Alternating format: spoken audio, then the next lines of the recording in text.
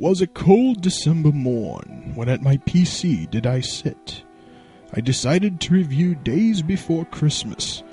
What a piece of shit. With gameplay that sucks and music so lame. Just who the hell thought this was a good idea for a game?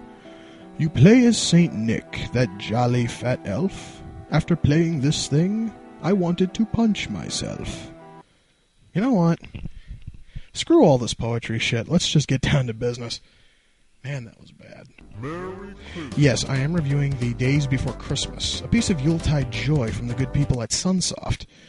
And, as my pitiful poem at the start there stated, this game really does suck reindeer dick. First, let me attempt to set the stage for all of you. It seems that some goon named Timekeeper and his evil snowman henchman stole some plans that Santa had. Exactly what these plans are is never really explained, but I don't think it would have helped much. And the final sentence of this thing really doesn't help matters any. Gonna play rough, huh? Wow. So I guess Santa's some kind of an S&M-loving freak, isn't he? I think I actually saw that somewhere before. I think it was in a comic book once that starred the Ultimate Warrior. You know, guys, the pro wrestler. Whoa, wait a minute. That Santa wasn't really into S&M. Warrior just stole the jolly fat man's clothes and forced him into bondage. Oh, come on. That image cannot be that disturbing, can it? I guess it is pretty damn disturbing. Ugh. Get that off the screen, please. Thank you. I didn't mean to get off track there, kids. It hopefully won't happen again. And if the result's always that horrible Santa in chains picture, I will never jump off track again. Let's get back to the review. Graphics-wise, the game is pretty good. It honestly is nothing to really write home about, but it is good for an SNES game. The sound, on the other hand, is just painful. Why don't you guys just give this a listen? Now, I may not be a big fan of Christmas music, but I do know what I like, and I don't like this. Hell, I will go on a limb and say I flat out hate this music. It's fucking headache-inducing, and it's not fit to be played over the speakers at a fucking Kmart. Control is a little sticky and occasionally unresponsive. Everything seems to be delayed by about 1/8 of a second, and this is really going to fuck you up, and it is going to lead to occasional death. Also, this game's draw distance is, at times, painful. In some levels, being this close isn't too bad, because you don't have to worry about falling to an untimely death. But there are points where not being able to see a little further ahead will lead to cheap death.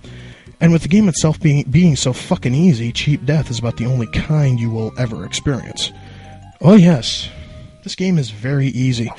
In fact, I would hazard a guess that it's almost too easy. And the game is boring, too. I've had more fun watching snow fall.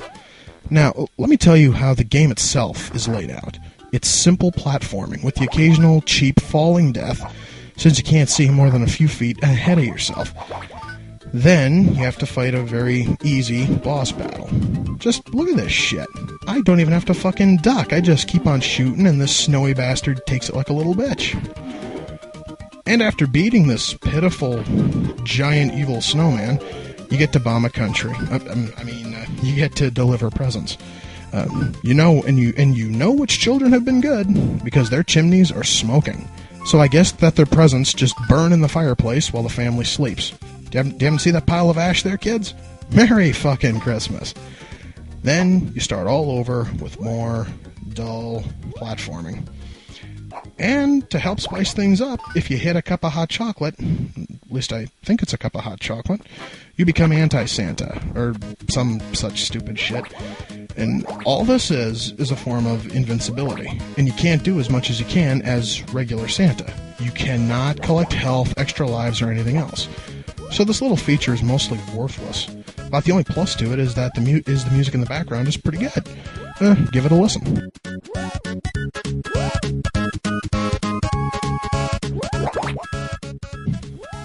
Sure, honestly, it's not going to win a Grammy, but it's a lot better than the rest of the music in this horrible thing. And now I have a big question for everybody. Exactly how long will someone play a Christmas-based game? My guess is between December 1st and January 3rd. After that, it will just collect dust until about next December. Then, if you find it in your closet, the horrible memories will hit you like a Vietnam flashback, and you'll probably throw the horrible thing in the fireplace with the pile of ash that used to be your present from Santa. So, in closing, avoid this game. If you really want to experience something crappy this Christmas, find a copy of the Star Wars Holiday Special. You can normally find them on eBay pretty cheap. Sure, yeah, it sucks, but it's so bad, it's funny. And speaking of so bad it's funny, Muttley, why don't we give our viewers some good old-fashioned Christmas cheer?